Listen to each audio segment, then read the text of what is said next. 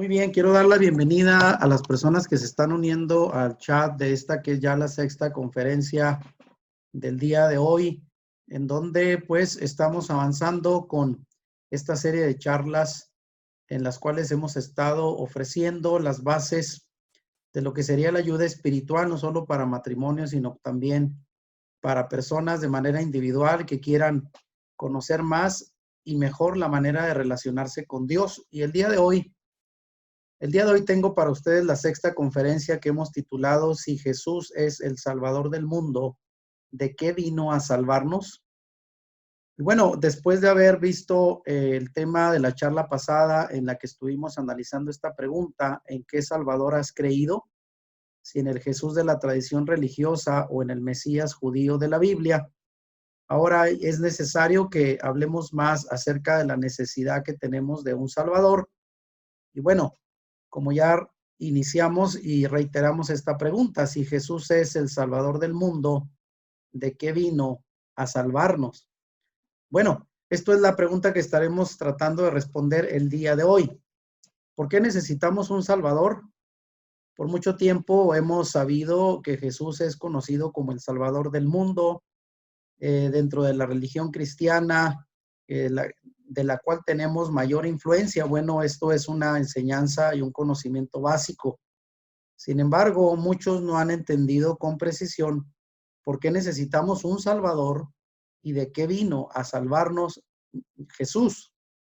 Bueno, en esta conferencia voy a dar respuesta a esas preguntas que parecen muy simples, pero que tienen un trasfondo bastante amplio que vamos a estar analizando el día de hoy, desde luego a través de las Sagradas Escrituras.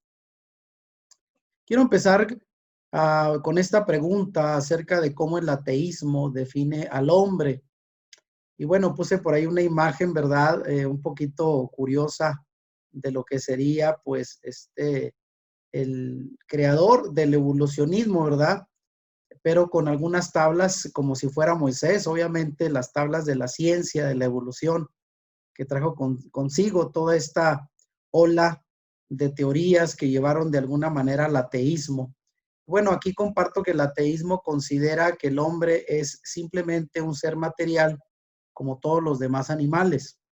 En muchos sentidos, esta es la visión predominante de la cultura popular a través de las teorías de Charles Darwin, ¿verdad? De hace ya algunas, pues, décadas.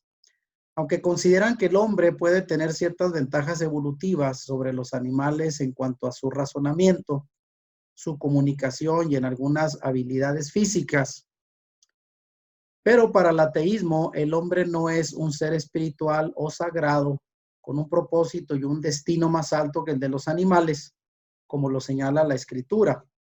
Al final, el hombre vive y muere como las bestias, dicen ellos.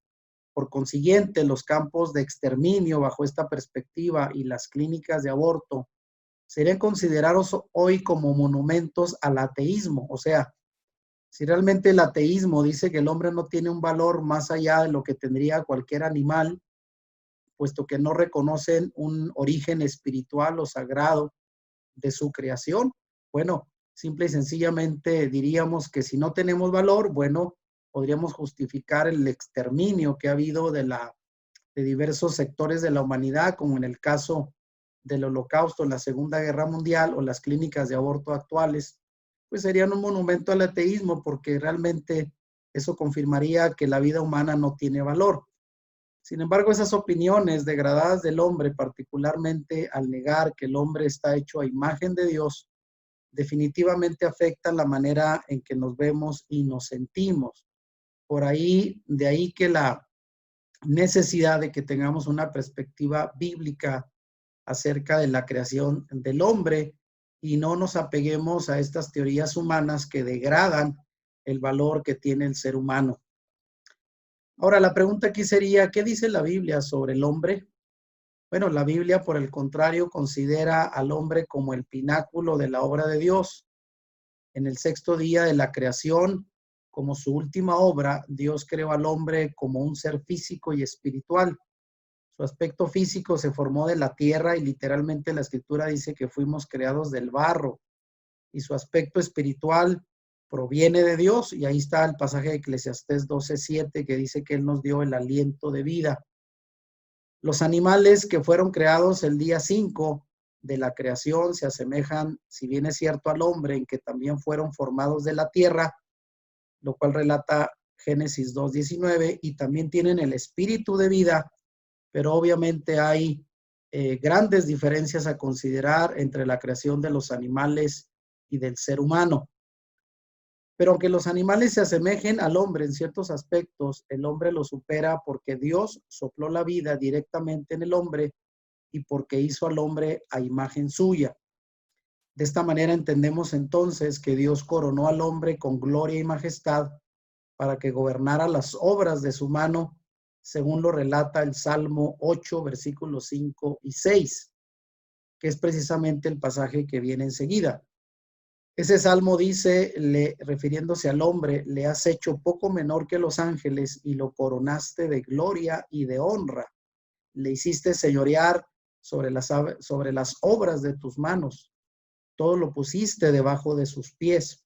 Y con esto queremos enfatizar que la creación del ser humano, que fue, por cierto, creado en el último día de la creación, en el sexto día, Dios quiso con eso demostrar lo más excelso de la creación que Él había planeado, fue el ser humano, con quien Dios quería compartir el gobierno y la autoridad sobre la creación que había hecho. De hecho, la Escritura dice que Adán fue puesto para ponerle nombre a todos los animales, como un perfecto administrador y mayordomo de aquel huerto del Edén y de toda la creación recién hecha por Dios.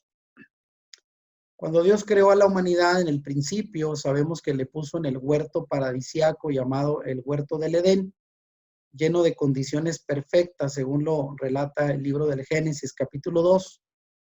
El hombre y la mujer no solamente gozaban de ese mundo perfecto, sino también de la comunión perfecta con el Creador. Su Creador amoroso les visitaba para salir de paseo y disfrutaban de la compañía de Él al aire del día, según dice Génesis 3:8. Escuchaban todas las mañanas su voz, que llegaba a visitarlos y platicaba con ellos con una amistad tan cercana, porque precisamente, bueno, fueron creados en esa condición de tener una comunión íntima con su Creador. Ahora, hay que señalar que uno de los principales elementos que le dan valor a la vida humana es que Dios creó al hombre a su imagen. Esto lo encontramos en el Génesis capítulo 1, verso 27, cuando dice la Escritura, y creó Dios al hombre a su imagen, a imagen de Dios lo creó. De esta manera entendemos que Dios creó al hombre a su propia imagen y sin pecado, sin maldad y en el perfecto equilibrio en todos los sentidos de la palabra, emocional, físico y espiritual. También lo creó inmortal, sano y en plena comunión con Él. A semejanza de Dios, el hombre tiene también un alma y un espíritu que nos separan de los animales. En ese sentido, a diferencia de lo que dice la teoría de la evolución, no somos simples animales, sino tenemos una peculiaridad y es que somos creados a la imagen de Dios. Y esa imagen de Dios es precisamente nuestra naturaleza espiritual la que nos permite relacionarnos con Dios y hacernos semejantes a Él mental, moral y socialmente, y desde luego sin llegar a ser dioses.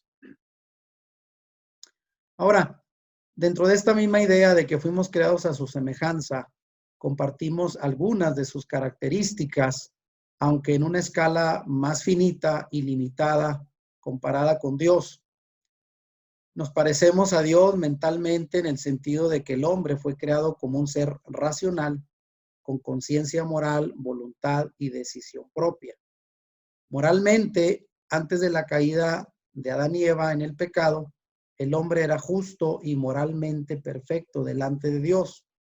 Toda la creación de Dios, incluida la humanidad, fue considerada por Dios como algo muy bueno, según Génesis 1:31, que así declara que después de haber creado todas las cosas, incluyendo al hombre, Dios se mostró satisfecho de lo que había creado, diciendo que era muy buena la creación que había hecho.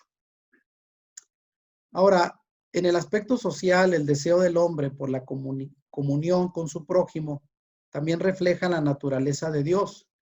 Dios hizo a la primera mujer porque entendió la necesidad de Adán de la compañía de otro ser humano como él mismo. Y por cierto, la declaración que encontramos en Génesis 2:8 de parte de Dios, al ver solo al hombre, dijo que estar solo no es bueno para él.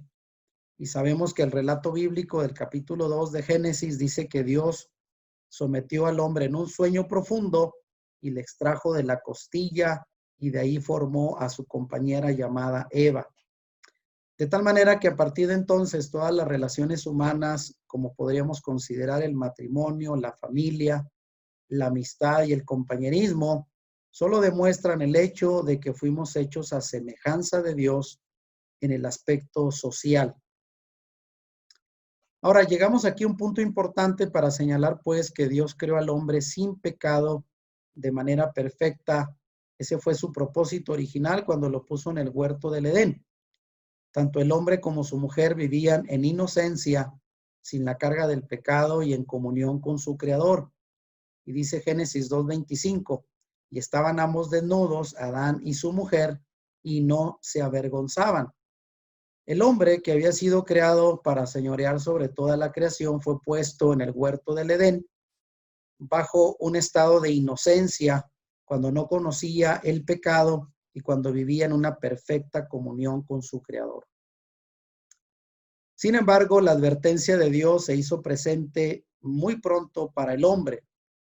Dios les advirtió del peligro de comer del fruto de un árbol llamado el árbol de la ciencia del bien y del mal.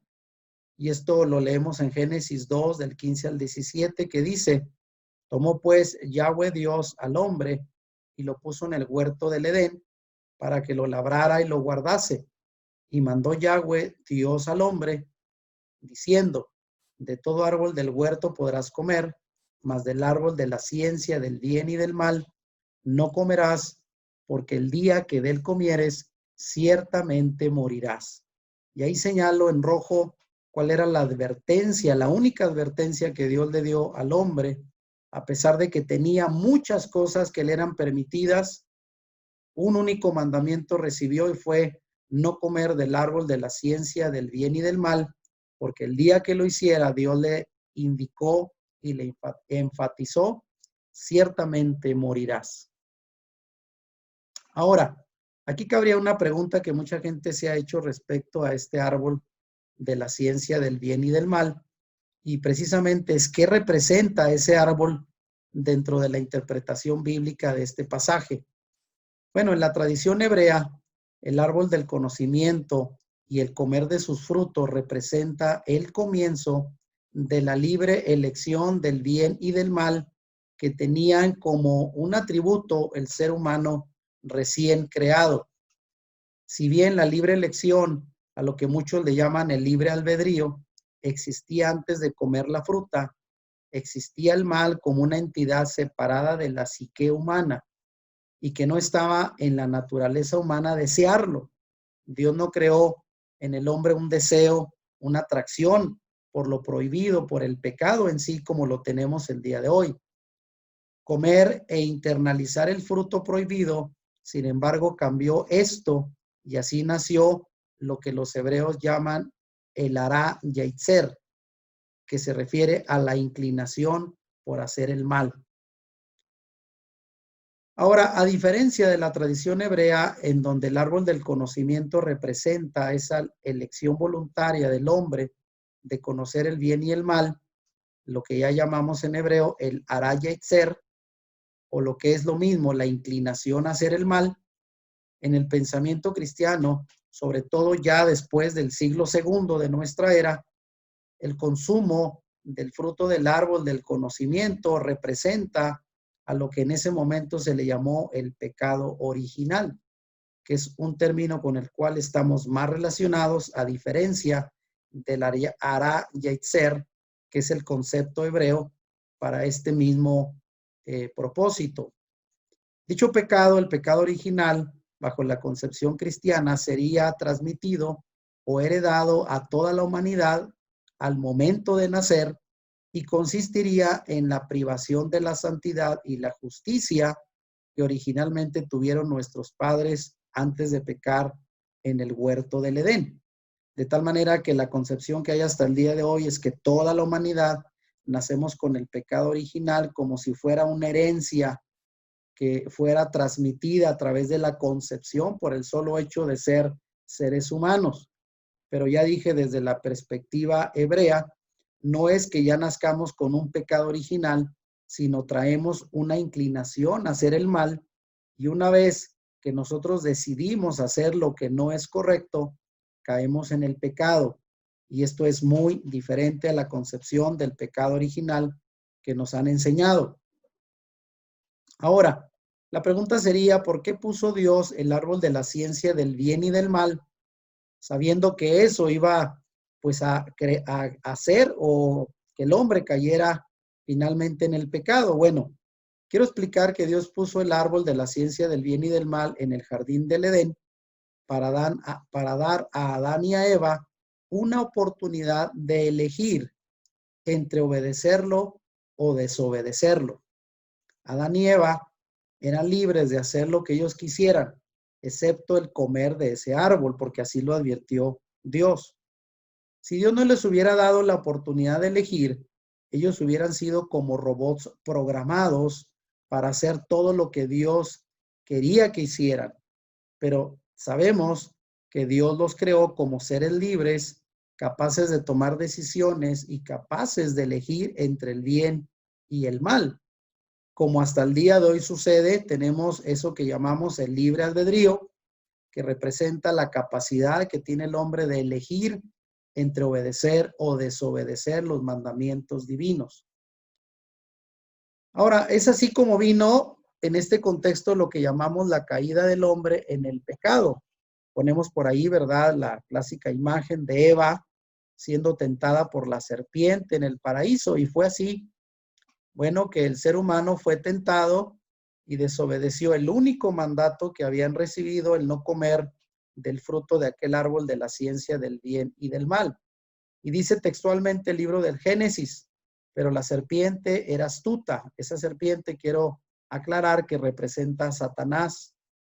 Y dice que era astuta más que todos los animales del campo que Yahweh, Dios, había hecho, la cual dijo a la mujer, fíjense bien la pregunta, ¿con que Dios os ha dicho, no comáis de todo árbol del huerto?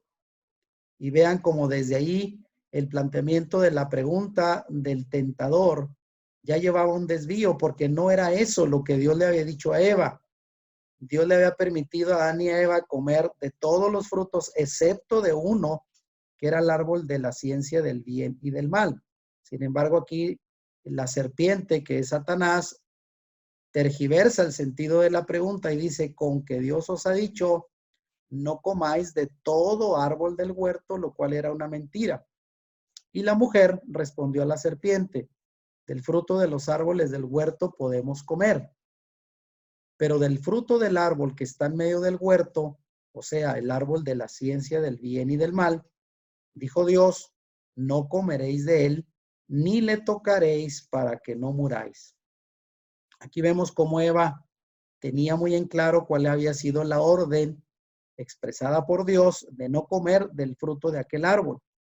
Sin embargo, el relato sigue diciendo, entonces la serpiente dijo a la mujer, no moriréis. Y ahí vemos cómo Satanás dio una orden contraria a la que Dios había establecido, y sabemos que hasta el día de hoy su trabajo es engañar al hombre para hacer lo contrario a lo que Dios pide en su palabra. Y vean, bajo qué argumento le dijo esto la serpiente, no moriréis, sino que sabe Dios que el día que comáis de él, serán abiertos vuestros ojos y seréis como Dios, sabiendo el bien y el mal. Y en esto radicó principalmente la tentación al hacerle creer a la mujer que era mentira lo que Dios le había dicho, que no iban a morir, sino que Dios quería evitar que al comer de aquel fruto iban a saber como Dios el bien y el mal e iban a sentirse como si fueran dioses. Y creo que esta fue la principal tentación que atrapó ¿verdad?, a Eva en la tentación, y es hasta el día de hoy una tentación muy atractiva para el ser humano que intenta ser igual a Dios en lo que hace, tener el mismo control, el mismo poder y la misma autoridad divina, a pesar de reconocer que somos criaturas hechas por Él. El relato de Génesis 3 termina hasta el verso 7 con las siguientes palabras. Y vio la mujer que el árbol era bueno para comer y que era agradable a los ojos y árbol codiciable, pongo ahí subrayando, para alcanzar la sabiduría. Vean, eso era lo que la mujer deseaba. Y tomó de su fruto y comió, y dio también a su marido, el cual comió así como ella. Entonces fueron abiertos los ojos de ambos y conocieron que estaban desnudos. Entonces cosieron hojas de higuera y se hicieron delantales. Vemos así como, bueno, finalmente la tentación fue llevada a cabo por Eva bajo el atractivo de la codicia, con el propósito supuestamente de que iban a alcanzar la sabiduría para ser como dioses. Y fue así que tomó de la fruta prohibida, le dio también a Adán, y en el momento el pecado ocasionó que sus ojos fueran abiertos para darse cuenta que estaban desnudos. Ahora, en esto que llamamos la caída del hombre en pecado, fue el acto de desobediencia lo que abrió los ojos de Adán y Eva al mal. Mucha gente ha pensado si aquel fruto del árbol de la ciencia y del mal tendrían algo malo en sí mismos. De hecho, era solamente un fruto, no tenían mal en sí mismos, sino el pecado consistió en la desobediencia del hombre, la desobediencia consciente de hacer lo contrario a lo que Dios les había ordenado. Y fue ahí que por primera vez supieron lo que era hacer el mal, sentir vergüenza y querer esconderse de Dios. El comer el fruto como un acto de desobediencia contra Dios fue lo que dio a Adán y a Eva el conocimiento del mal y su desnudez, según lo relata el Génesis capítulo 3, versos 6 y 7. Y ahí vemos una imagen de cómo ellos, a partir de que tuvieron conciencia del pecado, al haberse dado cuenta que habían desobedecido, en lugar de esperar a Dios para platicar en el huerto como antes lo hacían, ahora les dio vergüenza y quisieron esconderse de la presencia de Dios. Ahora, aquí aprovecho para hacer una aclaración de una definición de lo que es el pecado, según el contexto que estamos analizando y lo que dice la Biblia. La Biblia dice que el pecado es infracción de la ley de Dios, y eso lo van a encontrar en la primera carta de Juan, capítulo 3, verso 4, en el Nuevo Testamento. Y esa infracción de la ley, en otras palabras, significa errar al blanco. Y ahí pongo a mano derecha, ¿verdad?, el intento de lanzar muchas flechas al centro de ese blanco y errar. Eso sería, de manera simple, el significado que la Biblia le da al pecado. Es errar al blanco, es una infracción de la ley, desviarnos del propósito y de los mandamientos de Dios para nosotros. Y es como cuando un arquero no da en el centro de su objetivo. Los griegos antiguos vieron una analogía natural entre un arquero que no daba en el blanco y una persona que se desviaba del camino correcto, que es la idea de definición de pecado que nos da la Biblia. Mientras que de manera contraria, la Torá o la ley de Dios, la escritura, significa lo contrario, dar en el blanco. Y pongo abajo lo que sería, si nosotros nos apegamos a la Torá, a los mandamientos establecidos por Dios, vamos a tener por seguro que vamos a dar en el blanco de su voluntad, y los resultados para nuestra vida van a ser mucho mejores que cuando vivimos en desobediencia. Esto queda claro.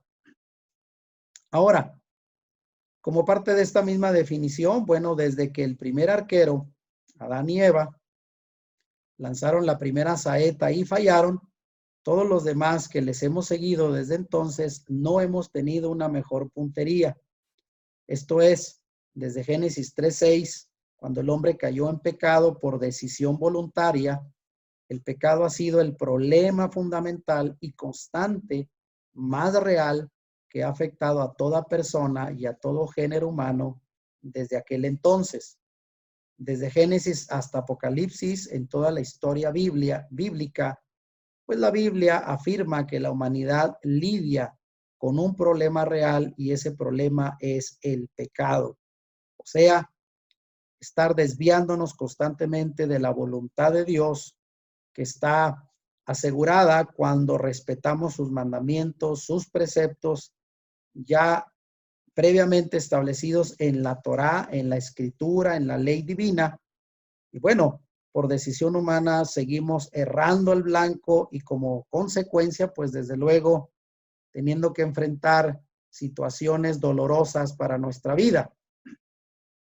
Sin embargo, revolviendo el relato del Génesis, vemos cómo Dios, después de que el hombre había fracasado y desobedecido el único mandamiento que les había dado, lo primero que hizo Dios, y vean, esto me parece muy importante y muy sobresaliente, es que Dios llamó al hombre. Sabemos que él ya se escondía entre los matorrales porque sabía y era consciente de que había desobedecido. Bueno, dice la escritura en Génesis 3 del 8 al 11, ¿cómo fue esa invitación, ese acercamiento que Dios tuvo con el hombre? A sabiendas, sabemos bien que Dios ya conocía lo que había hecho. Y vean lo que dice el relato. Y oyeron la voz de Dios que se paseaba en el huerto como lo hacía antes, al aire del día, y el hombre y su mujer se escondieron de la presencia de Dios entre los árboles del huerto. Mas Dios llamó al hombre y le dijo, vean las preguntas y aquí las subrayo.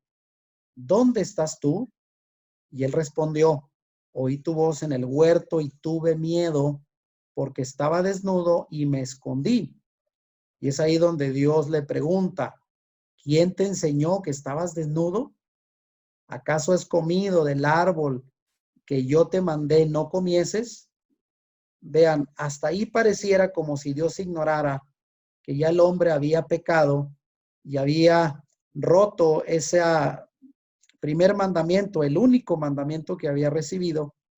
Sin embargo, sabemos que Dios no lo ignoraba, sino que Dios le estaba dando la oportunidad al hombre para que él mismo confesara su pecado, su desobediencia, mostrar arrepentimiento, responsabilidad por sus actos y pidiera a Dios perdón. Sin embargo, sabemos que esto no ocurrió. ¿Cuál fue la reacción del hombre ante esta oportunidad que Dios le daba de decir si había pecado, si había desobedecido? Bueno, la primera reacción del ser humano ante el pecado y ante este cuestionamiento de Dios fue pues avergonzarse, y al notarse desnudo frente a Dios, Adán simplemente culpó a Eva y Eva culpó a la serpiente. Ven lo que dice Génesis 3 del 12 al 13. Y el hombre respondió a Dios, la mujer que me diste por compañera me dio del árbol y yo comí. Esta respuesta es como si Adán culpara al propio Dios, puesto que él era el que le había elegido a la compañera que le dio, y como diciendo, ¿para qué me la diste?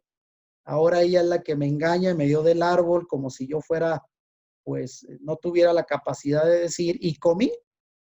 Entonces el hombre se justifica responsabilizando a la mujer y responsabilizando también a Dios, que es el que había tenido la idea de crearle una compañera.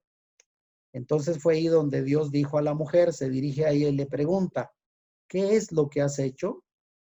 Y dijo la mujer, la serpiente me engañó y comí.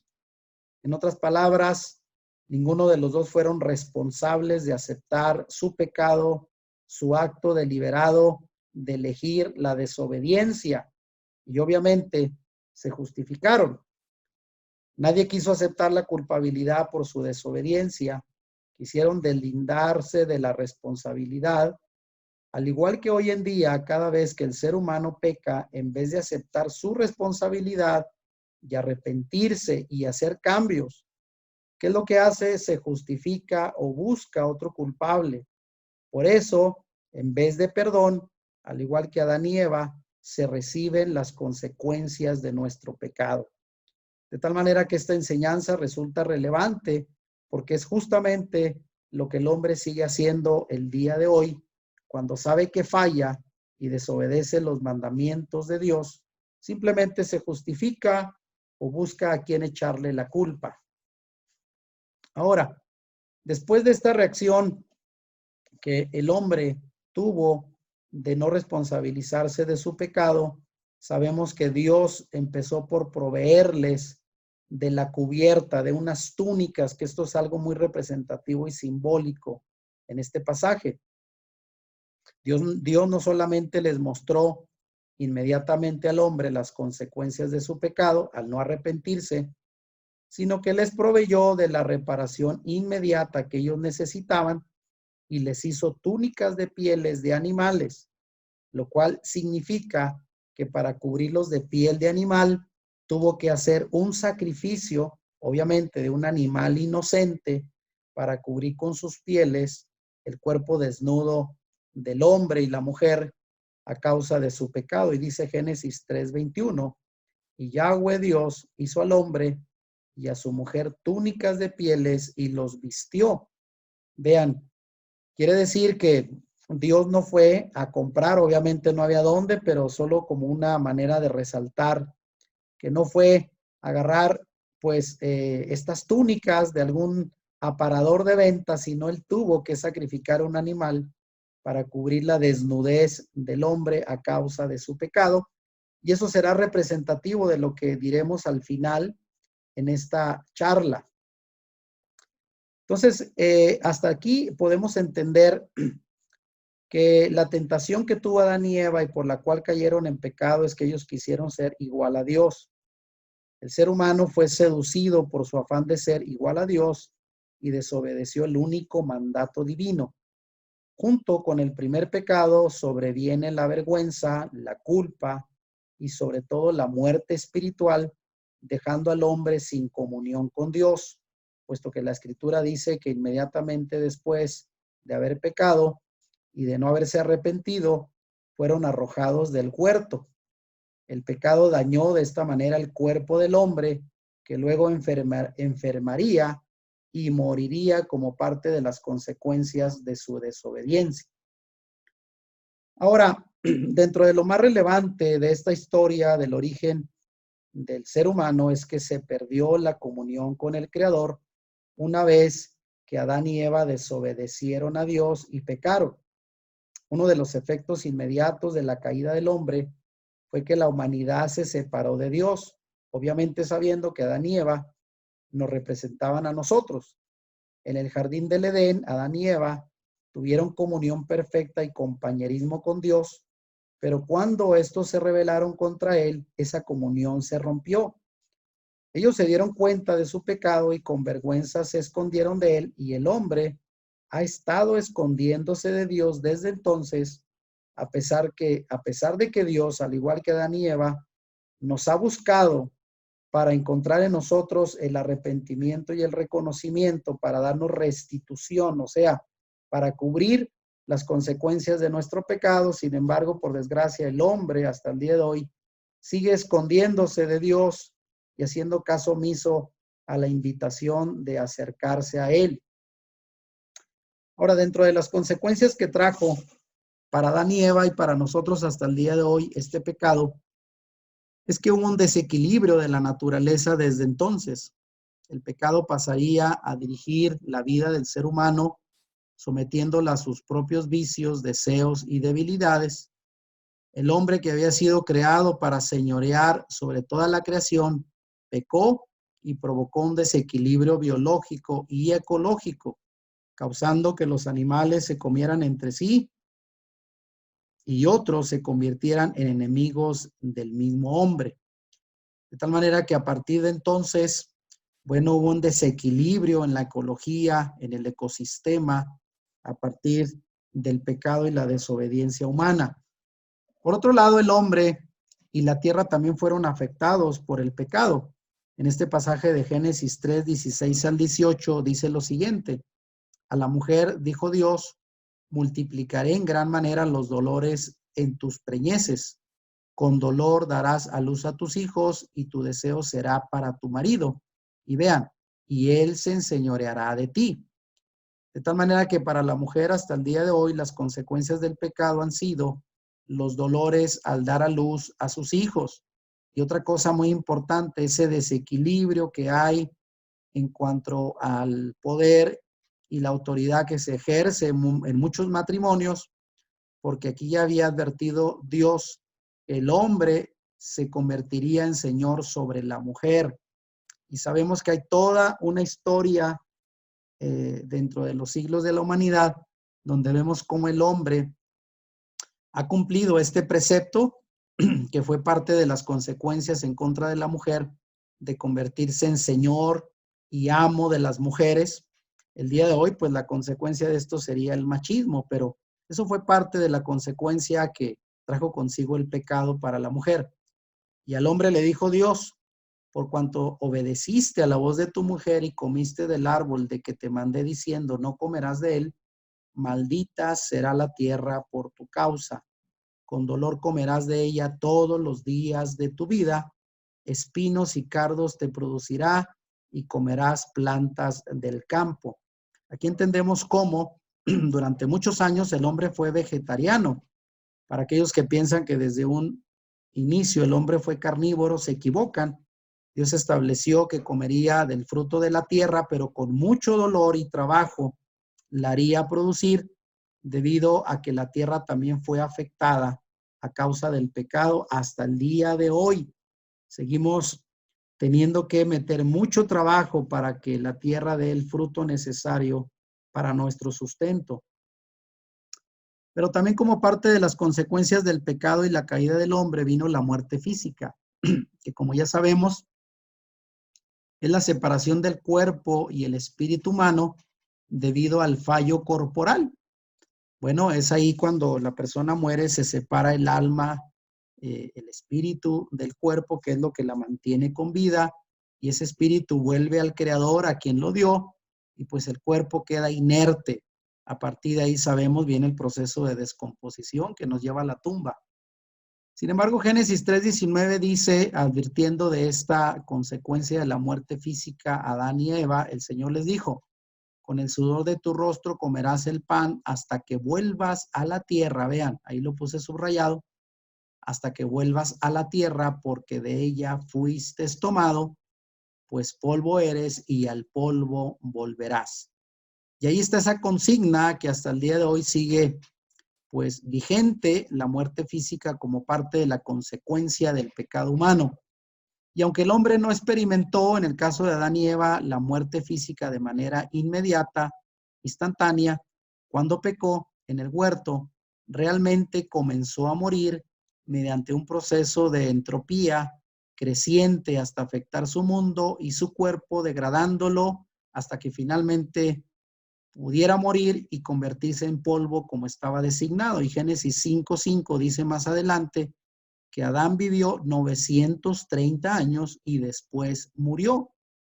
De tal manera que aunque tuvo muchos años de vida, finalmente el precepto de la muerte física lo alcanzó, como nos alcanza a todos nosotros hasta el día de hoy de manera inevitable. Ahora, sin embargo, lo más terrible que le pudo pasar a Adán y Eva no fue propiamente la muerte física, sino también ocurrió la muerte espiritual, y esta se da cuando el hombre desobedeció al mandamiento y el pecado erigió una pared impenetrable entre la santidad de Dios y la impiedad del hombre. Y dice Génesis 3:23 y 24, y lo sacó Dios del huerto del Edén, vean ahí subrayado, para que labrase la tierra de que fue tomado. Echó pues fuera al hombre, y lo vuelve a recalcar, y puso al oriente del huerto del Edén querubines y una espada encendida que se revolvía por todos lados para guardar el camino del árbol de la vida. Entonces vemos ahí en la imagen cómo Dios mandó pues que el hombre saliera de ese huerto donde lo había puesto como administrador, lo había puesto al mando, y debido a su desobediencia perdió esa autoridad y tuvo que salir pues para trabajar la tierra y para seguir viviendo como hasta el día de hoy, pero pues ya sin tener esa comunión cercana que antes tenía con el Creador, debido a esa pared impenetrable que los separó de la santidad de Dios, y con eso se produjo la muerte espiritual. Ahora, La pregunta sería, ¿por qué se les alejó del árbol de la vida? Porque ahí acabamos de leer que Dios puso ángeles con espadas a resguardar el otro árbol que existía en el huerto, no el árbol de la ciencia del bien y del mal, sino el árbol de la vida. ¿Y qué significa ese pasaje o cómo se explica? Bueno, Dios decidió echar a Adán y Eva del huerto del Edén, evitando así que comieran el fruto del árbol de la vida. De esta forma, Dios protegió al ser humano, pues de no haberlo hecho, el hombre estaría, si hubiera comido del árbol de la vida, condenado a vivir eternamente en pecado. De tal manera que Dios prefirió sacarlos para que no tuvieran acceso a ese árbol, sabiendo que tarde que temprano iban a morir, pero esa era la mejor solución que se requería. Esto hubiera eliminado por siempre la posibilidad de que el hombre volviera a disfrutar la completa armonía espiritual con Dios que había tenido antes de desobedecer. De tal manera que esa es la razón por la cual Dios decidió mejor sacarlos del huerto y prohibirles que pudieran tener acceso al árbol de la vida para vivir eternamente en la condición en que ya estaban bajo pecado. Ahora, quiero aquí aprovechar para dar una breve explicación de lo que es el árbol de la vida y cómo este vuelve a aparecer en la escena bíblica, pero al final, en Apocalipsis, con un propósito distinto. Bueno, en el paraíso restaurado por Dios al final de los tiempos, según el Apocalipsis, podremos acceder al fruto del árbol de la vida, de ese árbol del cual se le prohibió a Adán y Eva probar al principio. Ahora nosotros, obviamente, los creyentes en Dios, tendremos ese privilegio y Apocalipsis 2:7 dice, al que salga vencedor, le daré derecho a comer del árbol de la vida que está en el paraíso de Dios. Quiere decir que ese paraíso original, el huerto del Edén, será restaurado al final de los tiempos y disfrutaremos de su fruto y gracias a la obra de Jesús en nosotros gozaremos de la compañía y la provisión de Dios por toda la eternidad. Así es que esto está solamente como una promesa al futuro y lo pongo aquí para que vean más el por qué el hombre le fue prohibido al inicio a Adán y Eva probar de este fruto. Ahora, volviendo al tema de qué es la muerte espiritual, quiero señalar lo siguiente. Aunque se ha enseñado que toda la humanidad nacida después de la caída heredó una naturaleza pecaminosa por el ya explicado pecado original, que fue una doctrina cristiana muy posterior a los apóstoles en el segundo siglo de nuestra era, y debido a esa doctrina del pecado original, bueno, la humanidad, pues al nacer ya nacemos espiritualmente muertos. Y se basan también en una mala interpretación del Salmo 51:5, donde el salmista dice, he aquí en maldad he sido formado y en pecado me concibió mi madre, tratando de justificar en este pasaje que pues toda la humanidad nacemos ya con el pecado original. Sin embargo, lo correcto es decir que traemos una disposición o una tendencia a pecar de manera natural, lo que sería el hará yetzer o esa inclinación al mal que es característico del pensamiento hebreo y que es la explicación correcta acerca de lo que se le llama erróneamente el pecado original, realmente es una tendencia, una disposición que traemos a pecar, pero no es que nacemos ya con el pecado original. Ahora, dentro de esta misma pregunta, ¿qué es la muerte espiritual? Bueno, estar espiritualmente muerto no significa tampoco estar sin las facultades del intelecto, el afecto o la voluntad humana. Nuestras mentes, emociones y voluntades aún siguen funcionando, aún con nuestra condición pecadora. Sin embargo, están aisladas de la vida de Dios. De hecho, se dice en la Escritura que están torcidas y apartadas de Dios. Y ahí citamos Isaías 53:6, que dice, todos nosotros nos descarriamos como ovejas, cada cual se apartó por su camino. Así es de que, bueno, la muerte espiritual ha hecho un daño, ¿verdad?, al hombre en su esencia y más allá de su intelecto, su voluntad, ha afectado esa imagen de Dios en nuestra vida. Ahora, explicando un poquito más, bueno, la muerte espiritual se entiende mejor como lo que sería la alienación o separación de nuestras almas de Dios, porque nuestro pecado nos separa de Dios, la fuente de vida espiritual. De tal manera que estar espiritualmente muerto significa ser insensible a las cosas de Dios e ignorar las realidades espirituales. Y aquí primero a los Corintios 2:14, Pablo dice de manera clara lo siguiente: pero el hombre natural, vean, el hombre natural, no regenerado, el hombre en pecado, dice, no percibe las cosas que son del Espíritu de Dios, porque para él son locura y no las puede entender porque se han de discernir espiritualmente. De tal manera que ahí entendemos por qué la persona que no tiene una vida espiritual, una relación cercana con Dios, esto es, que vive en pecado, separado de él, se le llama el hombre natural, no percibe las cosas que son de Dios porque para él son locura y simplemente no las puede entender porque son temas espirituales que van más allá del alcance, ¿verdad? De su sensibilidad porque pues no está en sintonía con el Creador.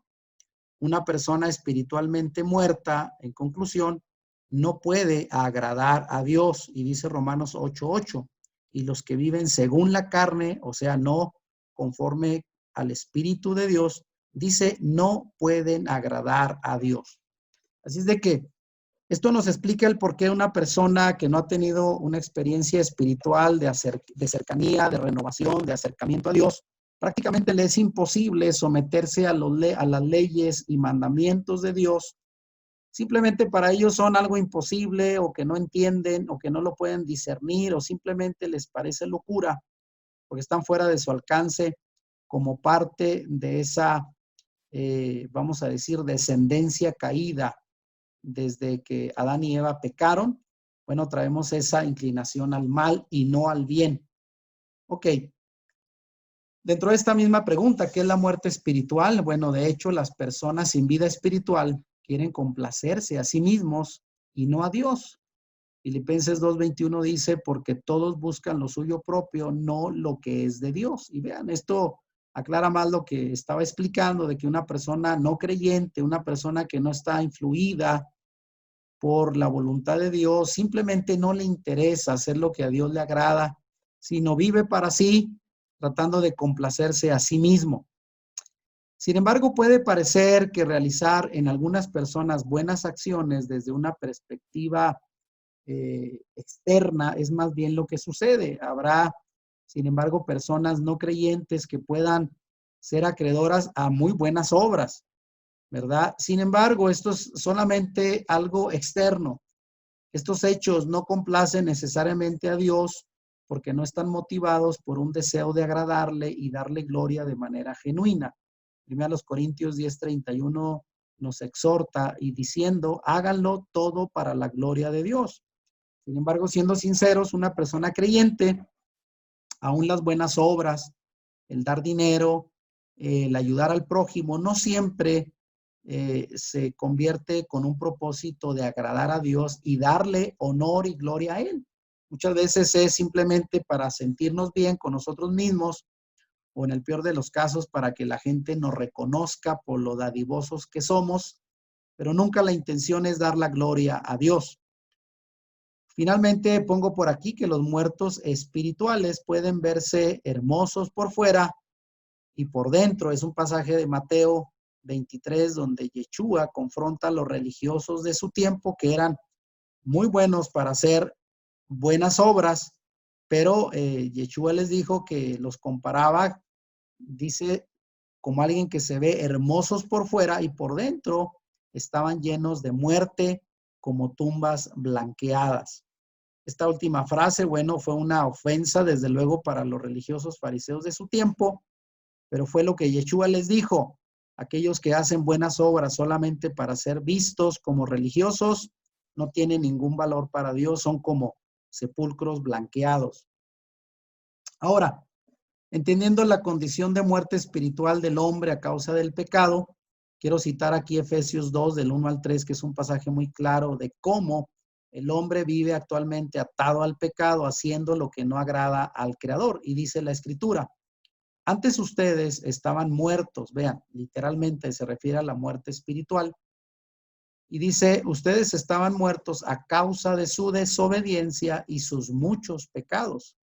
Vivían en pecado, igual que el resto de la gente, obedeciendo al diablo, el líder de los poderes del mundo invisible, quien es el espíritu que actúa en el corazón de los que se niegan a obedecer a Dios.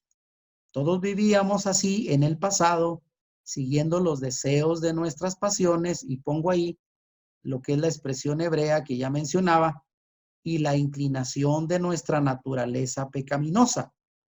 Por nuestra propia naturaleza éramos objeto del enojo, y en otra versión dice de la ira de Dios, igual que todos los demás.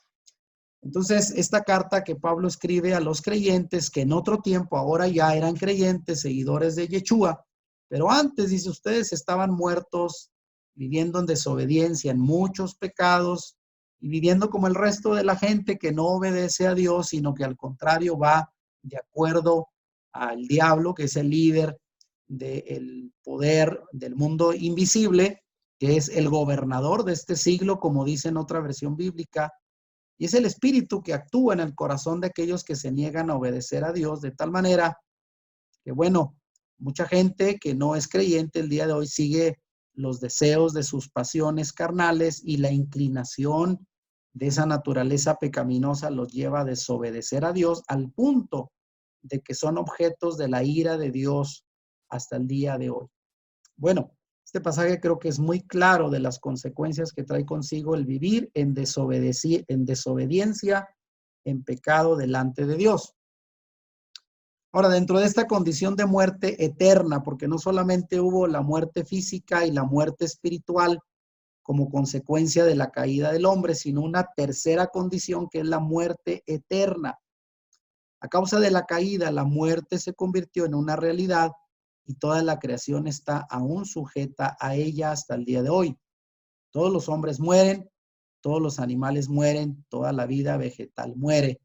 Y dice Romanos 8:22 que toda la creación gime a una, esperando el tiempo cuando el Mesías volverá para liberarla de los efectos de la muerte en que fue apresada, por así decirlo, a partir de que nuestros padres Adán y Eva cayeron en pecado en el principio. Por causa del pecado, la muerte es una realidad ineludible y nadie es inmune. De hecho, Romanos 6:23 declara esta gran verdad, porque la paga del pecado es la muerte. Pero peor aún, no solo nos morimos físicamente y espiritualmente, sino que si morimos sin Dios, experimentaremos la muerte eterna. Esto es, en mi forma de ver, lo que más deberíamos de tener temor el día de hoy como parte de la consecuencia del pecado en nuestra vida.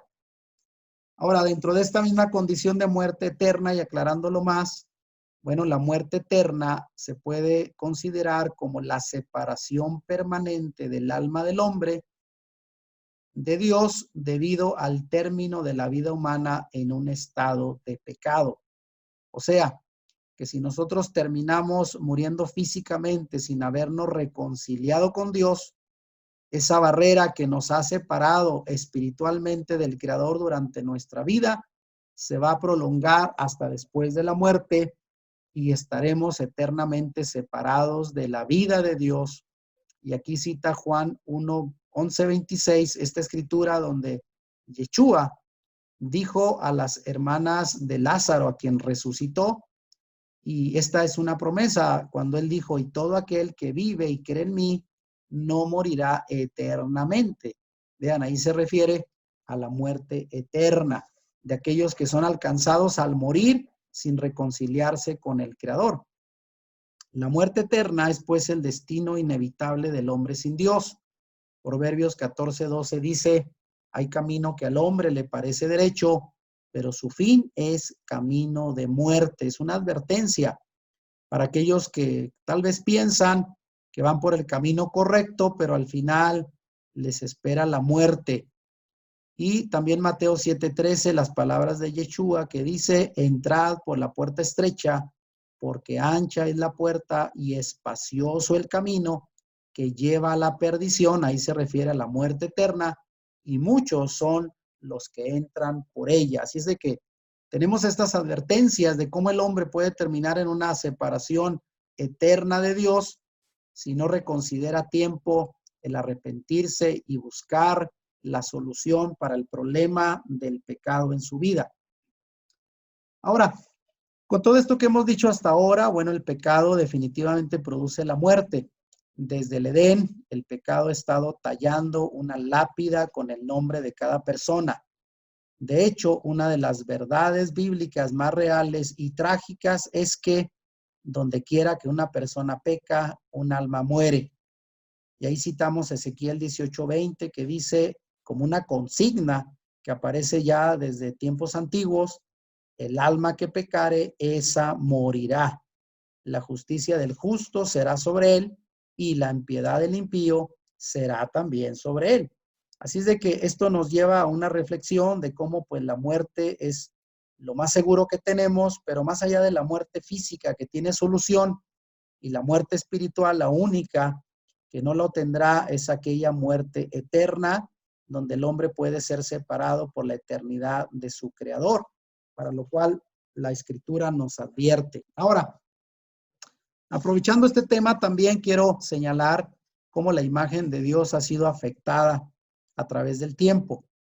Cuando Adán tomó la decisión de rebelarse contra su creador, la imagen de Dios dentro de la humanidad fue desfigurada y Adán pasó esa imagen dañada a todos sus descendientes, no a través del pecado original, sino a través de la tendencia a hacer lo malo. Y Romanos 5:12 dice: por tanto, como el pecado entró en el mundo por un hombre, esto es Adán, y por el pecado la muerte, así la muerte pasó a todos los hombres por cuanto todos pecaron. Vean, aquí es donde quiero señalar que mucha gente dice: si no hubiera sido por el pecado de Adán y Eva, nosotros estaríamos en buenas condiciones. Bueno, no necesariamente.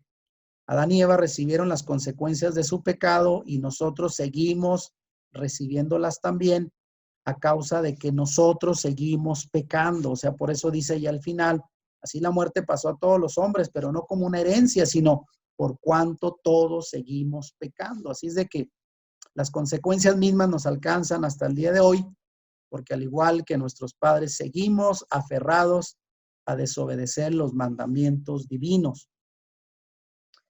Ahora, dentro de las consecuencias del pecado para la humanidad, bueno, hoy todavía tenemos la imagen de Dios impresa en nuestras vidas, pero esa imagen ha sido distorsionada por el pecado.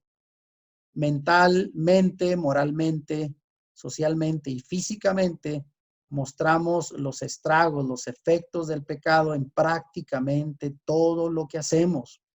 Y ese es el principal motivo por el cual el hombre no puede hacer lo que Dios pide que se haga, porque esa imagen en la cual fuimos creados se ha distorsionado de tal manera que actualmente lo sabemos, el hombre tiene que enfrentarse a una serie de procesos de degradación en los cuales no solo la mente del ser humano se afecta, se atrofia, sino la moralidad, los valores se pierden, la convivencia social se ve afectada y físicamente, ¿qué decir? Nos enfermamos, nos desgastamos por muy fuertes que estemos y finalmente morimos. Todo esto como parte del impacto del pecado en la vida del hombre y cómo vino a afectar la esencia de esa imagen que recibimos del Creador. Ahora, Dios sabemos que no quería desde el principio que Adán y Eva pecaran, porque mucha gente dice: ¿acaso Dios no lo sabía y no lo pudo evitar? Bueno, aunque Dios conocía anticipadamente los resultados funestos que traería el pecado, sabiendo, como ya lo mencionamos, que ellos fueron creados con la libre decisión de elegir, y eso era algo que Dios no iba a eliminar, no los iba a hacer robots para que pues eligieran todo el tiempo hacer lo que él quería, sino les dio la capacidad de elegir, y fue así que Dios sabía en su eh, conocimiento previo de las cosas que Adán y Eva pecarían, empujados por su libre voluntad de desobedecer a Dios. Bueno, el resultado fue no solo la maldad, sino el sufrimiento, la enfermedad y la muerte que han plagado al mundo desde entonces. Sabemos que mucha gente, sobre todo más apegada al ateísmo, al escepticismo, uno de los razonamientos que da para no creer en un Dios amoroso es que dicen, si Dios existe, ¿por qué existe la maldad? ¿Por qué existe el hambre? ¿Por qué existe la injusticia? Bueno, sabemos que eso no es decisión de Dios, no es que Dios lo haya creado, sino es parte de las consecuencias de la desobediencia del hombre desde un inicio. Y eso es parte de lo que cosechamos, porque la Biblia misma dice, todo lo que el hombre sembrare, eso también segará. Y eso es parte de las consecuencias de nuestro pecado y no es culpa de Dios. Ahora, quiero llegar aquí para hablar cuál fue algo importante. Dice que Dios diseñó un plan para rescatar al hombre, porque hasta aquí pareciera que solamente vienen consecuencias trágicas por el pecado de la humanidad y de hecho, eso es una gran realidad, pero aquí pongo que Dios puso enemistad entre el diablo y su simiente y la mujer y su descendencia, anticipando quién vencería a Satanás al final de la historia y de dónde provendría. Hay un pasaje en Génesis 3:15 que algunos le llaman el protoevangelio, significado que realmente se interpreta como un adelanto de lo que sería la solución de Dios al final de los tiempos para redimir al hombre. Porque en el mismo huerto del Edén, Dios le dijo a la mujer, y pondré enemistad entre ti, bueno, le dijo más bien a la serpiente que representaba a Satanás, y pondré enemistad entre ti y la mujer, y entre su simiente y la simiente suya. Eso habla de que iba a haber una enemistad entre el ser humano, que descendemos de la mujer, y pues todo lo que tiene que ver con la maldad que desciende de Satanás.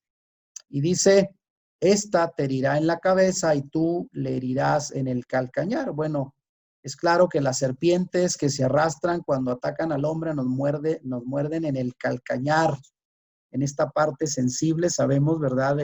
Del tobillo, ahí puse un ejemplo, pero cuando el hombre quiere matar a una serpiente, ¿dónde le pega?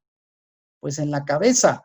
Al pegarle en la cabeza es la forma letal de acabar con la vida de la serpiente. Y esto de manera simbólica, en este pasaje, en este versículo, se interpreta que esa enemistad durante toda la historia de la descendencia humana y de la maldad que representa Satanás, bueno, finalmente la descendencia humana vencerá a Satanás aplastándole la cabeza y de esa promesa, ¿verdad? Que un descendiente de la mujer haría un golpe final en la cabeza de la serpiente. ¿Saben quién es? Pues Yeshua, que es el descendiente de la mujer que finalmente con su sacrificio aplastaría la cabeza de Satanás, que hasta entonces él se erigió por encima de la humanidad, sometiendo a la esclavitud a causa del pecado. Esto es, Satanás vino a tomar el lugar de privilegio y control sobre toda la creación a partir de que el hombre renunció a ese privilegio cuando decidió pecar. Pero Satanás será vencido finalmente por el golpe en la cabeza que Yeshua le asestó y que todavía tendrá un cumplimiento al final de los tiempos. Ahora, aunque Dios permitió que por muchos años el pueblo hebreo sacrificara animales para cubrir sus pecados, ya que la ley divina demandaba una restitución por el pecado, esto demandaba desde luego un sacrificio. Hebreos 9:22 en el Nuevo Testamento dice, sin derramamiento de sangre no hay perdón.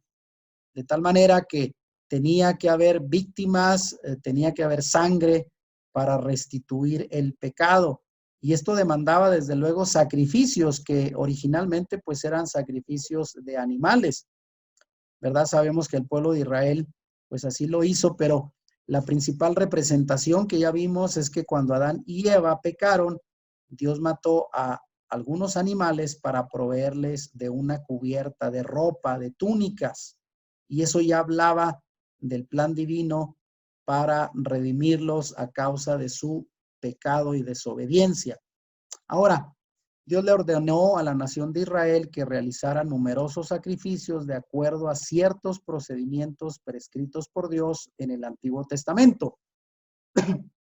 Sabemos que Dios estableció un templo, un lugar donde Él se manifestaría con su presencia en el lugar santísimo y en el lugar santo, que era otra división que tenía el templo. Había varios artefactos donde el pueblo podía llevar sacrificios de animales para pues cubrir sus pecados en el tiempo del Antiguo Testamento donde existía un templo. Ahora, pero tenían que haber ciertos procedimientos ya establecidos por Dios para ofrecer dichos sacrificios de animales. En primer lugar, el animal debería de ser sin defecto, o sea, perfecto, sin ningún problema físico, ¿verdad? Sin estar cojo, manco, que le faltara alguna oreja, tenía que ser un animal perfecto, sin defecto. En segundo lugar, la persona que ofrecía el sacrificio debía identificarse con el animal. ¿Sabían ustedes que cuando la persona llevaba un animal para ser sacrificado, el sacerdote lo ofrecía en sacrificio? Pero para empezar, la persona que lo llevaba le ponía la mano sobre la cabeza del animal como para identificarse con él, ¿verdad? Y transmitirle al animal todo el pecado que él iba a redimir a través de aquel sacrificio. En tercer lugar, bueno, la persona que ofrecía el animal debía infligirle la muerte, se le degollaba en ese momento en el altar y pues toda la sangre comenzaba a salir. Y de esa manera, cuando era hecho este acto con fe, pues este sacrificio de animales proveía el perdón de los pecados, aunque sabemos que era un perdón hasta cierto punto temporal, hasta que no apareciera el verdadero y final sacrificio por el pecado del hombre. Así es de que esta clase de sacrificios de animales en el templo, pues era una manera en que el hombre trataba pues de redimirse del pecado que hacía contra Dios. Sin embargo, sabemos que estos sacrificios eran solo un prototipo de lo que vendría al final de los tiempos, el verdadero cordero previsto por Dios para expiar definitivamente los pecados del hombre con su sacrificio. Sabemos que fue Yeshua. Con su muerte y resurrección vino a dar al ser humano el perdón definitivo por sus pecados. Así es de que hasta aquí espero que estemos entendiendo bien esta enseñanza. Vamos a continuar comentando esta parte donde el plan de redención, a partir de esto que estamos explicando, ya comienza a tomar forma, el plan de redención por el Mesías. Bueno, la errada decisión de Adán y Eva es lo que a últimas instancias requirió que el Mesías muriera en la cruz y derramara su sangre en nuestro favor. A través de la fe en él es que hoy podemos librarnos de las consecuencias del pecado. Y ahí pongo pues lo que es el verdadero Cordero de Dios que vino al mundo. Y Pablo lo afirma diciendo en Romanos 7, 24 y 25, miserable de mí, ¿quién me librará de este cuerpo de muerte?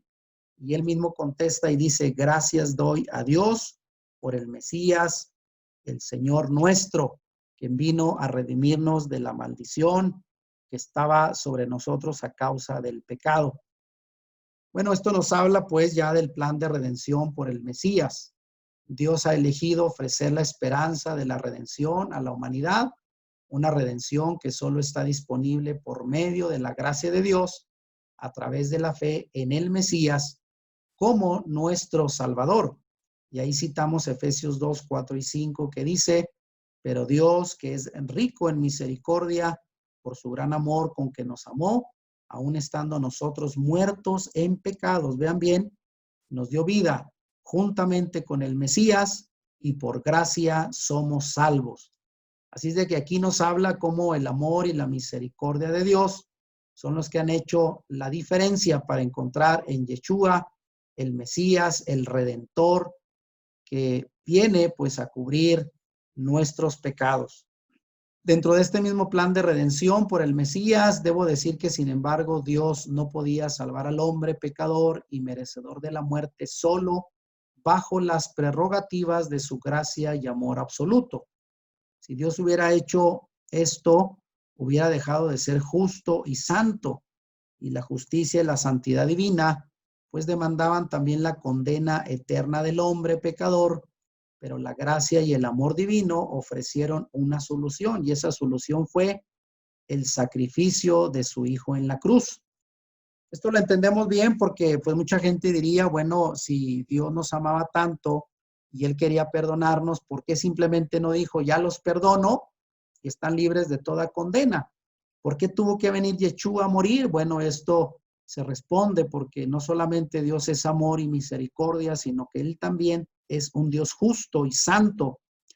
Y debido a nuestro pecado, pues se había manchado la santidad de Dios y la justicia de Dios demandaba que hubiera un pago por el pecado del hombre, y Dios decidió pues que el precio de ese pecado lo cubriera el sacrificio de su Hijo y no tuviéramos nosotros que morir. Ahora, el dilema pues fue resuelto por Dios de esta manera. La pregunta es, ¿cómo podía Dios seguir siendo justo y a la misma vez justificar al hombre pecador? Bueno, el apóstol Pablo señaló que Dios manifestó su justicia por su gracia mediante la redención que es en el Mesías.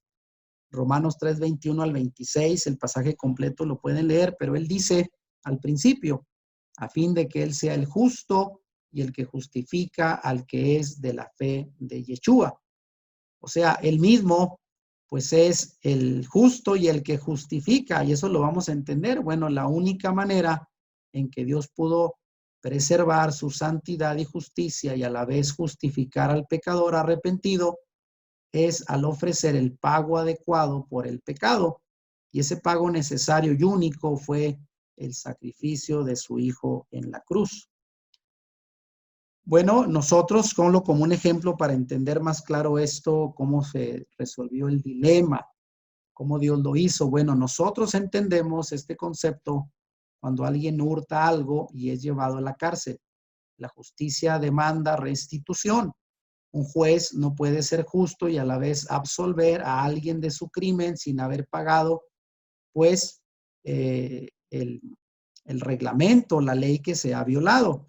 No puede permitir que la ley se viole sin que haya consecuencias. De esta manera, el criminal pues debe pagar por su crimen o alguien más debe hacerlo. Ya que el mismo hombre es incapaz de pagar el precio del pecado, entonces alguien más, en este caso Yeshua, el Hijo de Dios, tuvo que hacerlo por nosotros. Y ahí citamos Isaías 53:5 que dice, Él fue traspasado por nuestras rebeliones y molido por nuestras iniquidades. Sobre Él recayó el castigo, precio de nuestra paz, y gracias a sus heridas fuimos sanados. Bueno, el plan de redención por el Mesías. También dice por aquí que Yeshua revirtió los efectos del pecado y la muerte.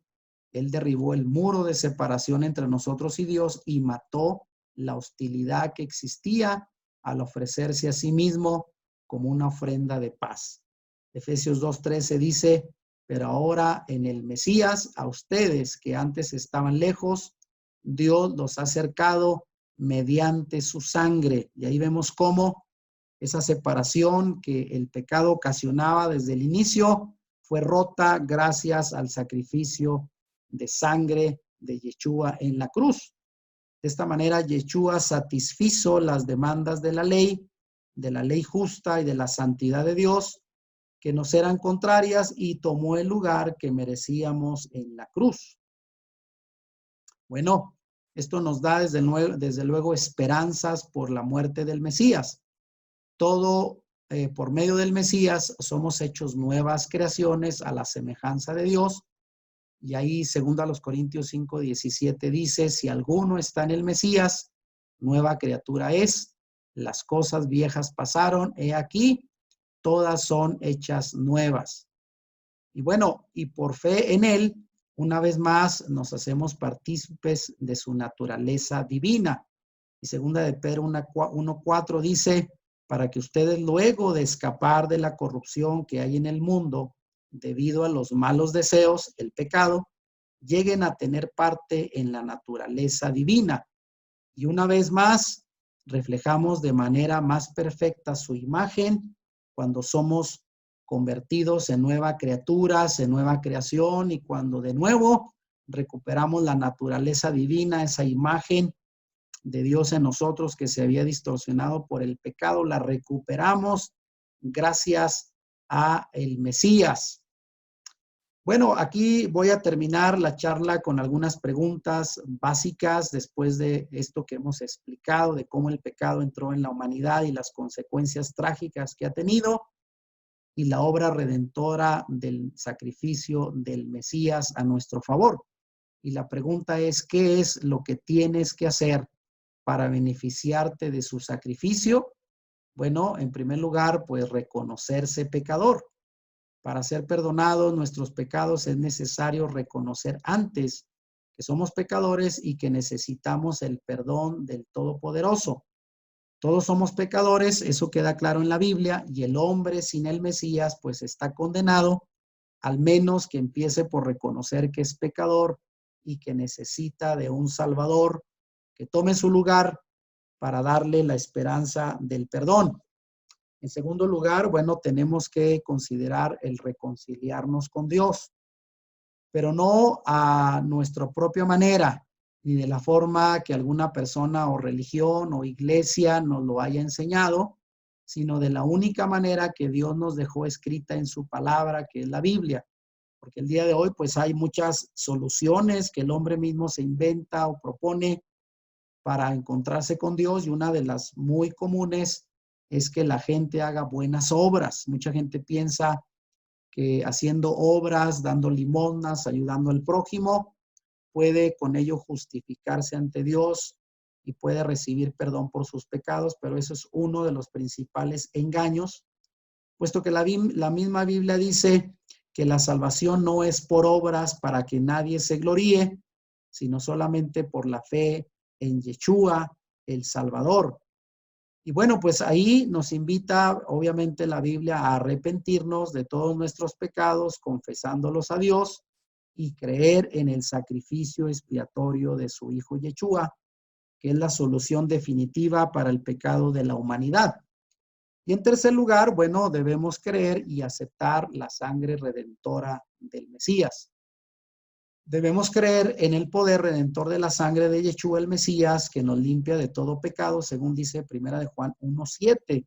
Ahí dice que si confesamos nuestros pecados a Dios, Él dice que nos limpia de todo pecado y pues hace esa redención definitiva cuando pues le reconocemos a Él y sobre todo le damos crédito a su sacrificio en la cruz, que es el único pago suficiente para perdonar nuestro pecado.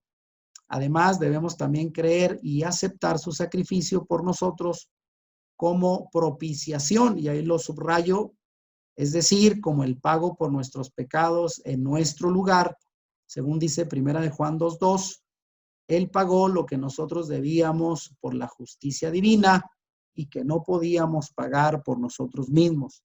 Así es de que Él tomó nuestro lugar siendo el sacrificio, la propiciación, el pago en nuestra cuenta para que nosotros podamos hoy tener esperanza de perdón de parte de Dios. Bueno, aquí terminamos la charla diciendo que mi interés en esta sexta conferencia ha sido demostrar tu necesidad de un Salvador que nos perdone y borre nuestros pecados, y sabemos que ese Salvador es Yeshua, el que murió como un sacrificio, como un cordero, derramando su sangre en la cruz para cubrir los pecados de toda la humanidad, que obviamente esté dispuesta a creer, a confiar en Él como el Salvador de sus vidas. Y bueno, termino con esto. ¿Cuál es la propuesta para ti después de escuchar esta charla? Bueno, te invito a reflexionar sobre la realidad de tu pecado, considera cuál sería tu destino sin Dios y sobre todo, considera la gran propuesta de Dios de redimirnos del pecado mediante el sacrificio perfecto de su Hijo Yeshua. Así es de que esta es la conclusión y la invitación final para cada uno de ustedes. Y bueno, la pregunta es, ¿estás preparado para aceptar el verdadero sacrificio de Yeshua por tus pecados? ¿Deseas que sea tu Salvador? Y bueno, yo espero que todos ustedes que estén viendo esta charla estén decididos, si no lo han hecho antes, a abrir su corazón para invitar a Yeshua a ser parte de su vida, de su Salvador, reconocer su pecado, reconocerlo ante Él y confesarlo y sobre todo pedirle que ese sacrificio que Él ya hizo en la cruz 2000 años atrás sea el pago suficiente ante Dios, que nos justifique y que nos presente ante Dios como personas nuevas y renovadas delante de Él, habiendo cubierto el pecado y por lo tanto para huir de la inevitable consecuencia de la persona que no se arrepiente, que es la muerte física, la muerte espiritual y la muerte eterna. Así de que con esto terminamos. Hasta aquí el tema de hoy y la pregunta es, ¿qué fue lo nuevo que aprendiste y cómo te sientes con esta nueva información de la charla compartida el día de hoy? Así es de que, bueno, vamos a pedir que las personas que quieran dar su comentario lo hagan, esperando que esta charla haya sido muy clara y sobre todo, pues quede muy claro, muy entendido lo que preguntábamos al principio, si Yeshua es considerado el Salvador del mundo, ¿de qué vino a salvarnos? Bueno, ya creo que esta charla ha sido suficiente para entender cuáles son los beneficios de aceptar a Yeshua como el Salvador de nuestras vidas. Bueno, muchas gracias a todos por su atención. Hasta aquí llegamos a esta charla. Esperamos que sigan motivados para las siguientes sesiones que estaremos compartiendo con ustedes. Y bueno, las preguntas y dudas, no duden por favor en compartirlas, esperando que estas charlas sean de bendición y sobre todo de reflexión y de mucha conciencia para cada uno de aquellos que las escuchen. Bendiciones a todos. Si te gustó este video, dale like y compártelo con tus amigos. Suscríbete a nuestro canal si no lo has hecho y activa la campanita para que YouTube te avise cuando subamos nuevos videos. Bendiciones.